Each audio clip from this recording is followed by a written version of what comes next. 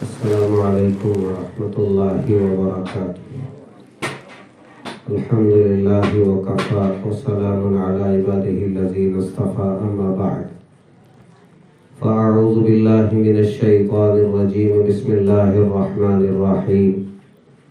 ان اول بیت وضع للناس للذی ببکۃ مبارکا وہدی للعالمین، فیہ آیات بینات مقام ابراہیم ومن دخلہ کان آمنا وللہ علی الناس حج البیت من استطاع الیہ سبیلا ومن کفر فإن اللہ غنی عن العالمین۔ وقال تعالی یا ایہا الذین آمنوا کتب علیکم الصیام کما کتب علی الذین من قبلکم لعلکم تتقون۔ وقال النبی صلی اللہ علیہ وسلم من صام رمضان ایمانا واحتسابا غفر له ما تقدم من ذنبه ومن قام رمضان ایمانا واحتسابا غفر له ما تقدم من ذنبه او كما قال علیہ الصلاة والسلام۔ صدق اللہ العظیم وصدق رسولہ النبی الکریم ونحن على ذلك لمن الشاہدین والشاکرین والحمد للہ رب العالمین۔ بزرگان محترم خواتین، اللہ تبارک و تعالی کا بے انتہا فضل و احسان ہے جس ذات وحدہ لا شریک نے مجھے اور آپ کو مسلمانوں میں پیدا فرمایا اور ایمان کی دولت سے مالا مال فرمایا۔ ایمان کی دولت کا مل جانا یہ بہت بڑی بات ہے۔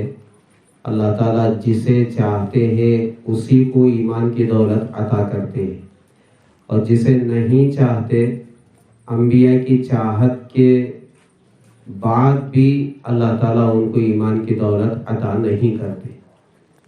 آپ جانتے ہیں رحمت دو عالم صلی اللہ علیہ وسلم کے چچا ابو طالب، جنہوں نے آپ کو پالا، آپ کی نگرانی کی، آپ کی تربیت کی، لیکن آخر وقت تک رحمت دو عالم صلی اللہ علیہ وسلم ان سے بار بار گزارش کرتے رہے، چچا ایمان لائیے، چچا ایمان لائیے، ایک مرتبہ میرے کانوں میں کلمہ پڑھ لیجئے، مگر اللہ نے نہیں چاہا۔ انک لا تہدی من احببت ولکن اللہ یہدی من یشاء۔ نبی جی آپ ہدایت نہیں دے سکتے، ہدایت تو میرے ہاتھ میں ہے، میں جسے ہدایت دینا چاہوں تو وہی ایمان والا ہو سکتا ہے، مسلمان ہو سکتا ہے، میری چاہت کے بغیر کوئی ایمان والا نہیں ہو سکتا۔ تو یہ جو ایمان کی دولت ہمیں ملی ہے، اس پر ہم جتنا شکر ادا کریں کم ہے۔ اللہ کی توفیق سے ایمان ہمیں ملا ہے۔ پھر اللہ تعالیٰ نے ہماری زندگی میں اب تک جتنے رمضان گزرے، اب یہ جو رمضان ہمیں عطا کیا ہے یہ بھی اللہ تعالیٰ کی بہت بڑی سعادت ہے۔ میں نے جمعہ میں کہا تھا کہ این سعادت بزور بازو نیست تاون بخشت خدائے بخشندہ۔ آدمی اپنی طاقت کے بل بوتے پر نماز پڑھ لے، روزہ رکھ لے، حج کو چلا جائے، عمرے کو چلا جائے، یہ بالکل ہو نہیں سکتا۔ جب تک اللہ کی توفیق نہ ہو، آدمی نہ نماز پڑھ سکتا ہے، نہ روزہ رکھ سکتا ہے، نہ قرآن پڑھ سکتا ہے، نہ حج و عمرے کے لیے جا سکتا ہے، نہ زکوٰۃ و صدقہ ادا کر سکتا ہے۔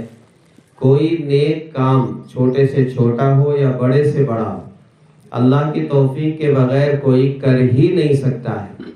جب اللہ تعالیٰ نے ہمیں یہ رمضان دیا ہے تو اللہ تعالیٰ کا ہمیں شکر دو طریقے سے ادا کرنا ہے۔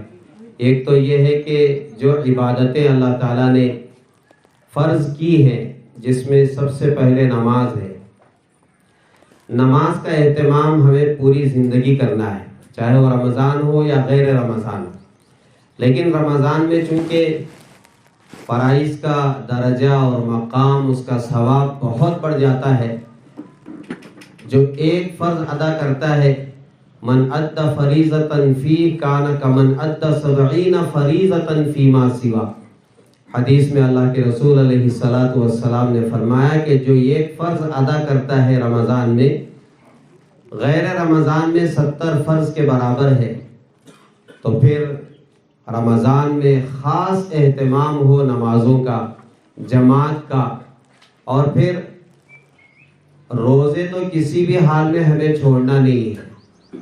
ایک روزہ چھوڑیں گے تو اس کی قضا ایک روزے سے تو ہو جائے گی، لیکن میں نے عرض کیا تھا کہ حضرت علی رضی اللہ تعالیٰ عنہ نے فرمایا کہ قیامت تک بھی اگر کوئی نفل روزے رکھے تو اس کا اجر و ثواب پا نہیں سکتا، اس لیے بغیر عذر کے کسی بھی حال میں روزہ نہیں چھوڑنا ہے۔ اور پھر اس کے بعد قرآن مجید کی تلاوت ہے، جتنا ہو سکے ہم روزانہ قرآن مجید کی تلاوت کریں۔ غیر رمضان میں تو جتنی مقدار ہم کرتے ہیں، لیکن رمضان میں اس کی مقدار زیادہ ہونی چاہیے۔ کم از کم ایک پارہ تو روزانہ ہم پڑھیں، اس سے کم جتنا ہم پڑھ سکتے ہوں روزانہ کلام پاک پڑھیں۔ رمضان اور قرآن اس کا بہت زیادہ آپس میں تعلق ہے۔ جتنی آسمانی کتابیں نازل ہوئی ہیں وہ ساری کی ساری رمضان مبارک میں نازل ہوئی ہے، اس لیے قرآن مجید کی تلاوت ہم روزانہ رمضان میں کم از کم پورے رمضان میں ایک قرآن مجید کا ختم کرنا گویا ہم اپنے اوپر لازم کر لیں۔ پھر صبح شام کے اذکار ہیں، کلمہ لا الہ الا اللہ، اور پھر درود شریف اور صوم کلمہ، اور اس کے علاوہ جو تسبیحات ہیں، تسبیح فاطمہ ہے اور سید الاستغفار ہے، اور بڑے سے بڑا درود شریف ہے، جو آپ کو یاد ہو رمضان میں خوب اس کا اہتمام کریں، اس لیے کہ نیکیوں کا بھاؤ اور نیکیوں کا ثواب بہت بڑھا ہوا ہے، اس لیے ہم اس کا ایک ایک لمحہ، ایک ایک سیکنڈ ہم اسے بیکار جانے نہ دیں، اس میں اصول کریں۔ تو یہ تو بنیادی چند باتیں رہیں۔ اب جو ہم یہاں جمع ہوئے ہیں ایک خاص مقصد کے لیے جمع ہوئے ہیں۔ بے شک اللہ کی توفیق ہے کہ جو اللہ جسے چاہتے ہیں اسے اپنے گھر بلاتے ہیں، یہ اللہ ہی کی توفیق سے ہوتا ہے۔ ہر ایرا غیرہ اللہ کے گھر کی زیارت کے لیے چلے جائے، یہ ہو ہی نہیں سکتا۔ اور ایک بات یاد رکھیں، عمرہ ہو کہ حج ہو، اس کا تعلق مال سے نہیں ہے۔ اگر مال سے ہوتا تو دنیا میں کتنے ایسے مالدار ہیں جو اگر چاہیں تو وہ روزانہ عمرہ کر سکتے ہیں، مگر اللہ کی توفیق نہیں ہوئی تو انہوں نے زندگی میں یا تو حج نہیں کیا یا پھر عمرہ بھی نہیں کیا۔ یہ اللہ کی توفیق ہوتی ہے، اور یہ توفیق کب ملتی ہے؟ جب ہمارے دلوں میں اس گھر کے دیکھنے کا جب شوق ہوتا ہے۔ آدمی کے دل میں اللہ کے گھر کو یاد کر کے کبھی آنسو آ جاتے ہیں، دل تڑپتا ہے، یا اللہ اتنی زندگی ہو گئی، میں جس گھر کی طرف رخ کر کے نمازیں پڑھتا ہوں، جس گھر کی طرف رخ کر کے دعائیں کرتا ہوں، یا اللہ اس گھر کو آج تک میں نے نہیں دیکھا ہے۔ آدمی تڑپتا رہے، بلکتا رہے، آنسو بہاتا رہے۔ حضرت حسین احمد مدنی رحمۃ اللہ علیہ، دیکھیے حضرت حسین احمد مدنی رحمۃ اللہ علیہ کے بارے میں لکھا ہے کہ شروع میں جب وہاں جانے کی مالی طاقت نہیں تھی، وسعت نہیں تھی، اور راستے اور سہولتیں نہیں تھی، تو حضرت فرماتے ہیں کہ جب حج کا موقع آتا تھا تو میں کھا نہیں سکتا تھا، کھانے کے لیے بیٹھتا اور وہ منظر یاد آتا کہ اللہ کے نیک بندے اور بندیاں وہاں پہنچ کر کے کعبۃ اللہ کا کوئی طواف کر رہا ہے، کوئی غلاف کعبہ پکڑ کے دعائیں کر رہا ہے، کوئی مقام ابراہیم کے پاس کھڑے ہو کر کے نماز پڑھ رہا ہے، کوئی حجر اسود چوم رہا ہے، کوئی صفا مروہ کے درمیان سعی کر رہا ہے، کوئی زمزم کا پانی کعبۃ اللہ کو دیکھتے ہوئے پی رہا ہے۔ یہ منظر اور یہ یادیں جب آ جاتی تھیں، حضرت فرماتے ہیں کہ میرا کھانا چھوٹ جاتا تھا، بس آنکھوں سے آنسو ٹپکنا شروع ہو جاتے تھے، روتے تھے، بلبلاتے تھے۔ اور کہتے تھے کہ یا اللہ تیرے عاشق وہاں پہنچ کر کے تیرے گھر کا طواف کر رہے ہیں. اس طرح یاد کر کے رویا کرتے تھے. ان کا رونا اتنا پسند آیا. پھر اللہ تعالیٰ نے جو راستے کھولے ہیں، 20 سال تک حضرت نے رحمت دو عالم صلی اللہ علیہ وسلم کے روضے کے سامنے بیٹھ کر کے بخاری کا درس دیا ہے. آدمی جب تڑپتا ہے، بلکتا ہے، روتا ہے، اور خاص طور پر آپ یاد رکھیں، جو بندہ تنہائی میں جس میں اللہ ہو اور وہ ہو، اس کے علاوہ کوئی تیسرا نہ ہو، ایسے وقت میں جب بل بلاتا ہے اور آنسو ٹپکاتا ہے کہ یا اللہ میں تیرا گھر دیکھنا چاہتا ہوں، میں تیرے گھر کا طواف کرنا چاہتا ہوں، صفا مروہ کے درمیان سعی کرنا چاہتا ہوں، جب اللہ کو یاد کر کے اور اس طرح محبت کے ساتھ آنسو بہاتا ہے، پھر اللہ تعالیٰ راستے کھول دیتے ہیں. آپ یقین مانیں، میں نے جیسے کہا کہ مال کی وجہ سے کوئی آدمی حج و عمرے کے لیے نہیں جاتا ہے، وہ اس کا شوق ہوتا ہے، اس کی محبت ہوتی ہے اور اس کے آنسو ہوتے ہیں اور تنہائی میں رونا ہوتا ہے، جس کی وجہ سے اللہ تعالیٰ اسباب پیدا کر دیتے ہیں. ایک بہت بڑے اللہ والے ہیں، ان کے بارے میں لکھا ہے، ایک مرتبہ رحمت دو عالم صلی اللہ علیہ وسلم کی زیارت ہوئی خواب میں. آپ نے فرمایا کہ آپ ہماری زیارت کے لیے نہیں آتے. ان بزرگ سے فرمایا رحمت دو عالم صلی اللہ علیہ وسلم نے کہ آپ ہماری زیارت کے لیے نہیں آتے.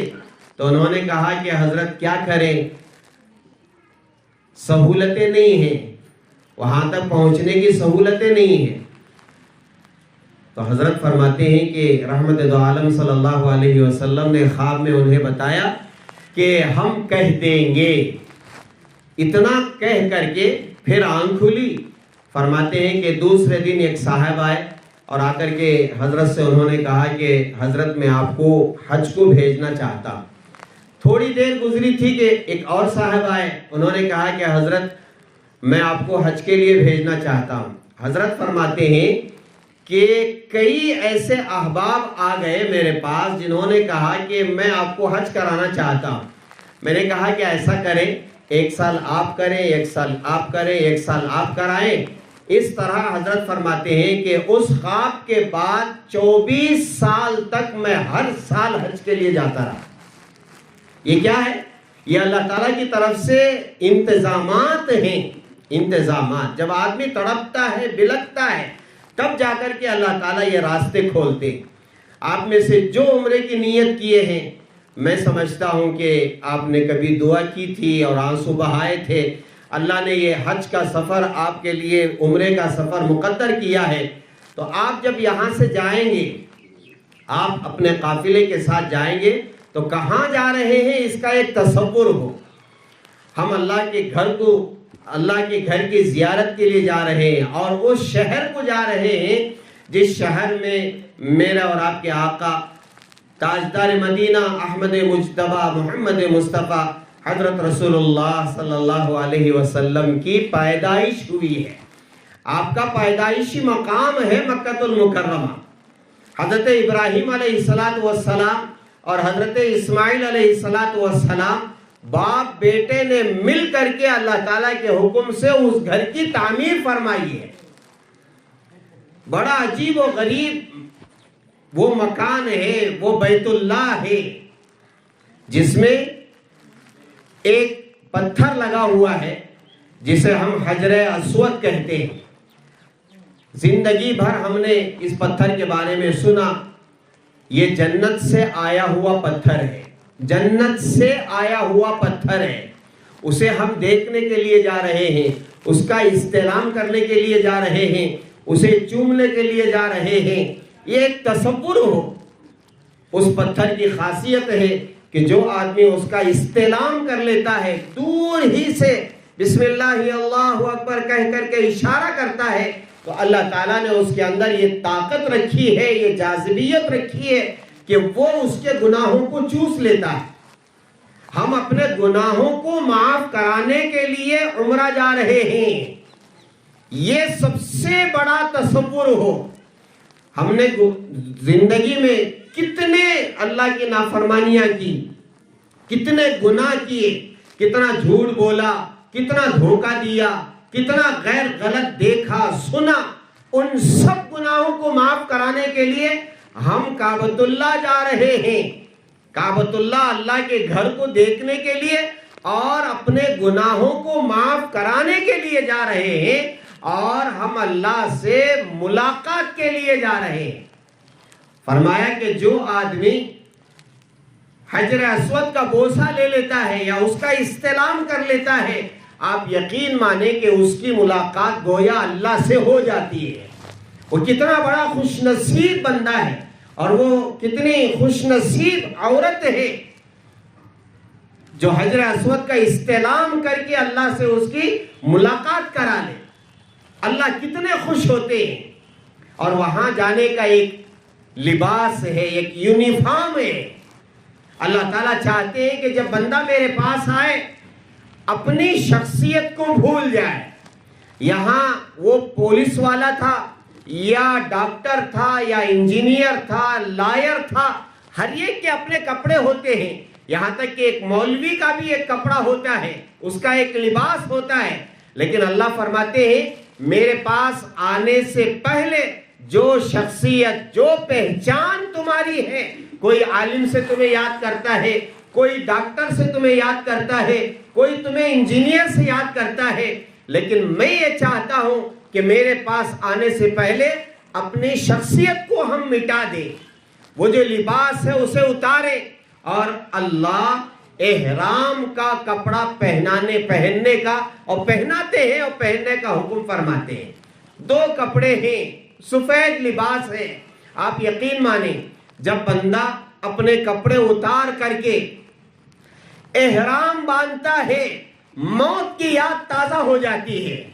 وہ کیسا بھی بندہ ہو، وہ کیسا بھی گناہ کیا ہو، لیکن جب اس کے کپڑے اتارے جاتے ہیں اسے وہ یاد تازہ ہو جاتی ہے کہ ایک وقت آئے گا میرے کپڑے، ایک غسال میں سویا ہوا ہوں، مردہ پڑا ہوا ہوں، میرے کپڑے اتارے جائیں گے. اتر نہیں رہے ہیں، قینچی سے کتر کر کے کپڑے نکالے جائیں گے.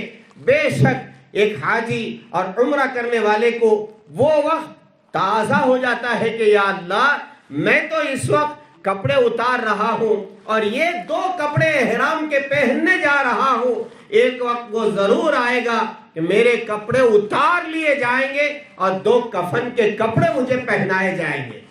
میرا کوئی اختیار نہیں ہے. اب مجھے اختیار ہے کہ میں یہ کپڑا پہن کر کے یہاں سے سفر کروں گا، کعبۃ اللہ جاؤں گا، طواف کروں گا، صفا مروہ کے درمیان سعی کروں گا. لیکن ایک وقت جو آئے گا اس وقت میں کچھ نہیں کر سکتا. یہاں تک کہ نہ سیدھی کروٹ بدل سکتا ہوں، نہ بائیں کروٹ بدل سکتا ہوں. دھلانے والا غسال جسے کہتے ہیں وہ کہتا ہے ذرا ہاتھ دو جی، دائیں طرف موڑو، بائیں طرف موڑو، تھوڑا اسے اٹھا کر کے بٹھاؤ، اس کا پیٹ دبائیں گے. اس لیے کہ وہ کچھ نہیں کر سکتا. اور اسی دن کے لیے یہ ہماری تیاری ہے. یہ نماز ہو، یہ روزہ ہو، یہ زکوٰۃ ہو، یہ حج ہو، یہ عمرہ ہو، یہ صدقات ہو، یہ زکوٰۃ ہو، جو بھی ہم نیکی کر رہے ہوں، تلاوت ذکر ہے، یہ سارا کا سارا اسی دن کی تیاری ہے جس دن سوائے اعمال کے ہمارے ساتھ کوئی آنے والا نہیں ہے. وہ کفن کا کپڑا ہمارے ساتھ آئے گا لیکن وہ کام آنے والا نہیں ہے. وہ ہمارا ستر چھپانے کے لیے اسے پہنایا جاتا ہے. اس دن کی تیاری کے لیے ہم عمرے کے لیے جا رہے ہیں. جب آپ احرام باندھ کر جب وہ وظیفہ پڑھیں گے، سچ مانے ایسا مزہ آتا ہے. لبیک اللہم لبیک، لبیک لا شریک لک لبیک، ان الحمد والنعمت لک والملک لا شریک لک. جب آدمی عمرے کی نیت کر کے احرام باندھ کر کے یہ لبیک شروع کرتا ہے، اور جب اس کا سفر شروع کرتا ہے، گھر سے نکلا، ہوائی جہاز میں بیٹھا، وہاں پہنچا، جب احرام کی حالت میں کعبۃ اللہ کے پاس پہنچتا ہے وہاں کے کیفیات، وہاں کے برکات، وہاں کے انوارات دیکھ کر کے میرے عزیزوں ان کے آنکھوں میں آنسو ایسا ٹپکنا شروع ہو جاتے ہیں، بازے تو روتے رہتے ہیں، یا اللہ جس گھر کی طرف میں نے ساری زندگی رخ کر کے نمازیں پڑھی، دعائیں مانگی، آج وہ مبارک دن آیا ہے کہ میرے آنکھوں کے سامنے یہ گھر نظر آ رہا ہے۔ کعبۃ اللہ جہاں 120 رحمتیں روزانہ نازل ہوتی ہے، 60 طواف کرنے والوں کے لیے اور 40 وہاں نماز پڑھنے والوں کے لیے، اور 20 رحمتیں صرف بیٹھ کر کے کعبۃ اللہ کو دیکھنے والوں کے لیے۔ ایسا اللہ کا مبارک گھر، اب جب آدمی وہاں طواف کرتا ہے، اللہ اکبر کبیرہ، اللہ کا تصور ہو، یا اللہ میں تیرے گھر تک پہنچ گیا ہوں اور پھر میں گئے گھر کا طواف کر رہا ہوں، ایک چکر لگاتا ہے، دوسرا چکر لگاتا ہے، تیسرا چکر لگاتا ہے۔ علماء نے مثال دے کر کے فرمایا جب آدمی طواف کرتا ہے وہاں کے اطراف ارد گرد گھومتا ہے، اس کے تصور میں ہو تو اس گھومنے سے میرے گناہ معاف ہو جاتے ہیں۔ مثال دے کے فرمایا جیسے واشنگ مشین ہے، واشنگ مشین میں کپڑے ڈالیں گے، اللہ اکبر اللہ،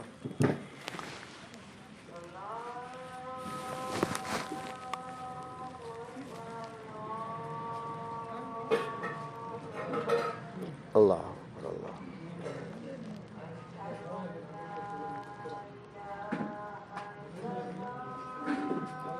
اشہد ان لا الہ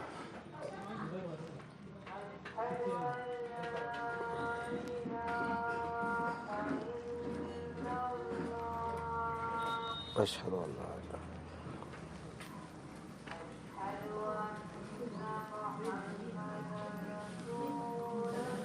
اشہد ان محمد رسول اللہ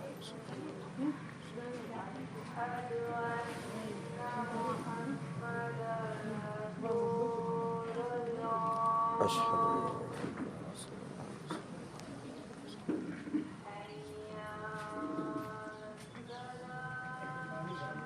لا حول ولا قوة الا باللہ۔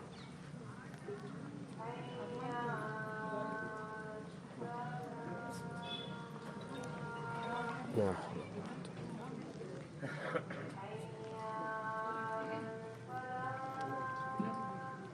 لا حول ولا قوة الا باللہ، لا حول ولا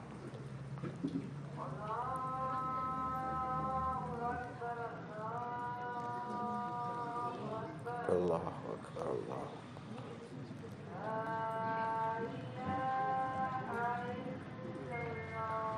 لا الہ الا اللہ، اللہم صل علی سیدنا محمد رسول اللہ، اللہم رب هذه الدعوة التامة والصلاة القائمة۔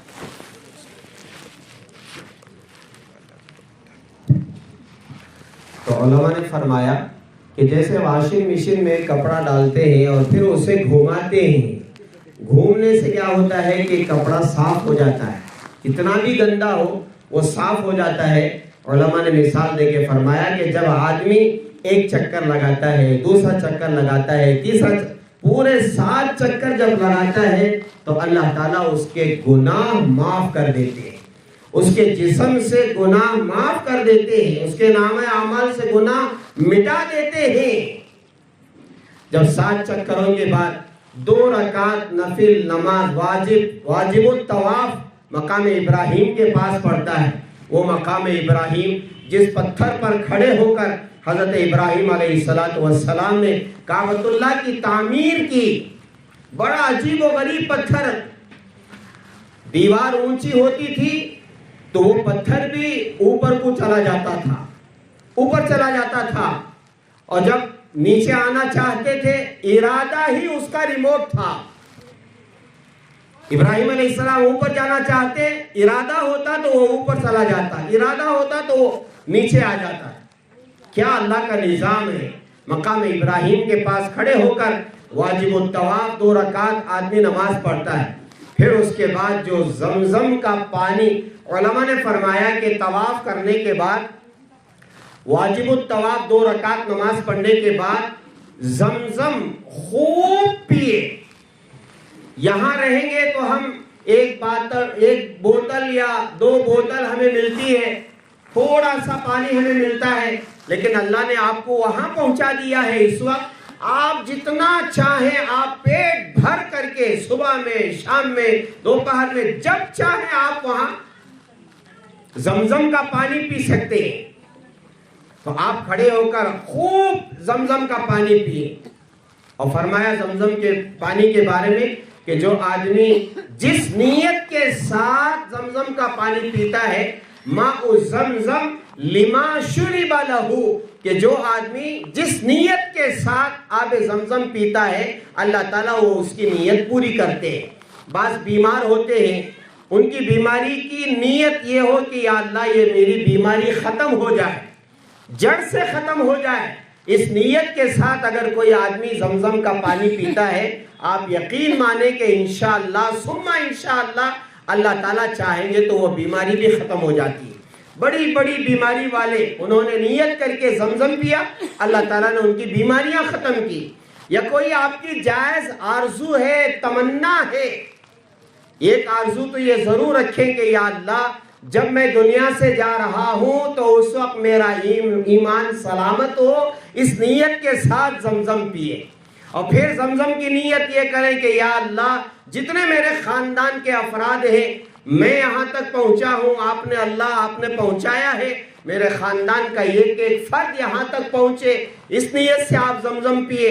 اور پھر زمزم یہ بھی پیے کہ یا اللہ آخرت میں میرا نام اعمال سیدھے ہاتھ میں ملے, اس نیت کے ساتھ زمزم پیے.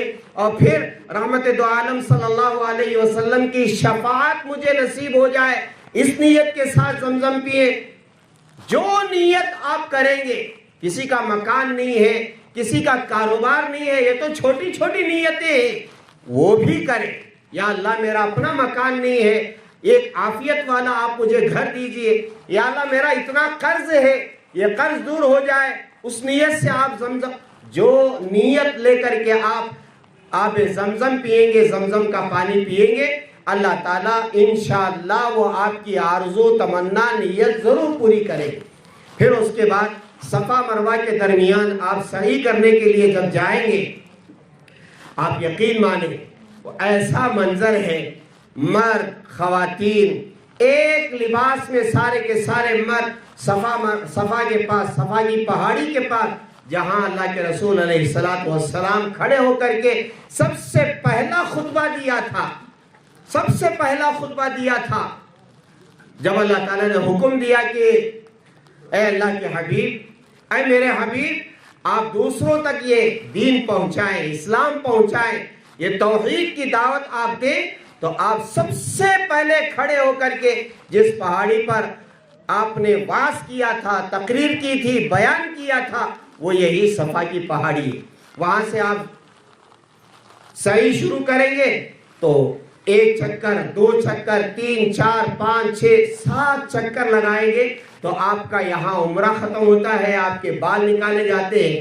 آپ یقین مانیں میرا عزیزو, جب تک آپ مکے میں رہیں گے, ایک آپ کی جو اندرونی کیفیت ہے, وہ کیفیت آپ واپس آنے کے بعد بیان نہیں کر سکتے. بڑی عجیب و غریب کیفیت پیدا ہوتی ہے. کبھی بیٹھ کر کے کعبۃ اللہ کو دیکھ رہے ہیں, اور کعبۃ اللہ کی خصوصیت دیکھیں, جتنی مرتبہ آپ اس کو دیکھیں گے, ایک مرتبہ دیکھ کر کے آپ اپنے ہوٹل چلے گئے, کمرے چلے گئے, پھر آئیں گے, پھر دیکھیں گے, ایک الگ مزہ آئے گا. جتنی مرتبہ, روزانہ 100 مرتبہ آپ اسے دیکھیں, ایک بڑا عجیب و غریب منظر اور ایک عجیب و غریب مزہ. سچ مانے کعبۃ اللہ کو دیکھ کر آج تک کوئی تھکا نہیں ہے. یہاں ہم فوٹو میں دیکھ کر کے ہمارے رونگٹے کھڑے ہو جاتے ہیں, یہ اللہ کا گھر ہے. اب وہاں پہنچے ہیں کہ جہاں مکہ ہے اور جہاں اللہ کا گھر اصلی موجود ہے. اسی لیے علماء نے فرمایا کہ کعبۃ اللہ کو دیکھنا بھی ثواب ہے, طواف کرنا, وہاں نماز پڑھنا, یہ تو ثواب ہے ہی. ایک آدمی بیٹھ کر کے صرف کعبۃ اللہ کو دیکھ رہا ہے, فرمایا اللہ کی جو رحمتیں نازل ہوتی ہیں اس میں 20 رحمتیں اس صرف دیکھنے والے کے لیے. بڑا عجیب و غریب منظر ہوتا ہے. بیٹھے سبحان اللہ الحمدللہ لا حول ولا قوت الا باللہ پڑھ رہے ہیں اور کعبۃ اللہ کو دیکھ رہے ہیں. دیکھنے والے میرا عزیزو، ایک بہت باریک بات میں آپ کو بتاتا ہوں اور بتا کے بات ختم کرتا ہوں. دیکھنے والے وہاں جو تجلیات، اللہ کی ذاتی تجلیات جو وارد ہو رہی ہیں، اللہ والوں کو وہ بھی نظر آ جاتا ہے. ہاں، اللہ کی ذاتی تجلیات کعبۃ اللہ پر نازل ہو رہی ہے روزانہ. شہر بنگلور میں ایک بہت بڑے اللہ والے آئے تھے. ان کی مجلس میں مجھے بھی جانے کا موقع ہوا تو انہوں نے کہا کہ میں بیٹھا ہوا تھا اور اس وقت جو ہمارے پڑوس ملک میں جو میرے شیخ و مرشد بھی ہیں حضرت پیر ذوالفقار احمد صاحب نقشبندی مجددی دامت برکاتہم، فرماتے ہیں کہ حضرت کی مجلس میں ہم بیٹھے ہوئے تھے. میں حضرت کے پاس بیٹھا ہوا تھا اور کعبۃ اللہ کو دیکھ رہا تھا. تو انہوں نے مجھے خطاب کر کے کہا کہ کیا نظر آ رہا ہے؟ تو میں نے کہا کہ حضرت کچھ بھی نظر نہیں آ رہا ہے. تو حضرت نے اپنا ہاتھ ان کے کاندھے پر رکھا اور کہا کہ دیکھو اب کیا نظر آ رہا ہے. تو فرماتے ہیں انہوں نے کہا کہ اللہ کی جو ذاتی تجلیات نازل ہو رہی تھی وہ میں نے اپنے آنکھوں سے دیکھی. ہاں، بہت بڑی بات ہے یہ. ہماری گنہگار آنکھیں کیا دیکھیں؟ ہمارا دل بھی گندا، آنکھیں بھی گندی اور کان بھی گندے، ہاتھ بھی گندے، پیر بھی گندے، سراپا گندے ہم وہاں پہنچ رہے ہیں. اب تھوڑا سا وقت باقی ہے، آپ رمضان کے بعد جا رہے ہیں تو ان دنوں میں خوب استغفار کرے، توبہ کرے اور یہ نیت کریں کہ یا اللہ میں تجھے دیکھنے کے لیے آ رہا ہوں. تیرے گھر کا طواف کروں گا اور صفا مروہ کے درمیان صحیح کروں گا، لیکن ایک اللہ میری گزارش ہے آپ اپنی ذاتی تجلیات جو وہاں نازل ہو رہی ہے وہ دکھا دیجئے. رمضان میں خوب مانگے، صبح میں، شام میں، افطار کے وقت میں، تہجد میں آپ خوب مانگے. اللہ کی ذات سے امید ہے اور پھر اپنے آنکھوں کی حفاظت کرتے ہوئے یہ پورا رمضان گزار کر کے پھر وہاں جائیں. دیکھیں اللہ کی ذاتی تجلیات اگر کسی بندے اور بندی کو نظر آ جائے یہ سفر کامیاب ہے. ہاں، اور پھر جب واپس آئیں تو ایک نیت ضرور کر کے آئیں کہ یا اللہ زندگی میں اس کے بعد تیری نافرمانی نہیں کروں گا، زندگی بھر تیری نافرمانی نہیں کروں گی. یہ قبولیت کی بھی علامت ہے. ہماری زندگی عمرے سے پہلے جیسی گزر رہی تھی، عمرے کے بعد ہم یوں ٹرن لیں، ہماری نمازیں نہ چھوٹے، ہماری تلاوت نہ چھوٹے، ہماری زبان کنٹرول میں، ہماری آنکھیں کنٹرول میں، ہمارے کان کنٹرول میں، ہماری تنہائیاں جہاں صرف اللہ ہو میں ہوں. اس لیے میرا عزیزو یہ جو عمرے کا سفر ہے بہت مبارک سفر ہے، بہت مبارک سفر ہے. جتنے افراد اس میں جا رہے ہیں میں ایک ایک کر کے ایک ایک کی خدمت میں مبارکباد پیش کرتا ہوں اور دو گزارشیں کرتا ہوں. ایک یہ ہے پوری امت کی مغفرت کے لیے دعا کریں، ایک گزارش تو یہ ہے. دوسری گزارش یہ ہے کہ جب آپ رحمت دو عالم صلی اللہ علیہ وسلم کے روضے پر پہنچے، ایک تو میری طرف سے اور پوری امت کی طرف سے آپ وہاں ضرور بھی ضرور سلام عرض کریں. اللہ تبارک و تعالی آپ کے سفر کو آسان فرمائے، قبول فرمائے. نماز کا وقت ہے، انشاءاللہ نماز پڑھ لیں گے، پھر اس کے بعد انشاءاللہ عصر کے بعد دعا ہوگی. سبحان اللہ و بحمدہ، سبحانک اللہم و بحمدک، اشہد ان لا الہ الا انت، استغفرک.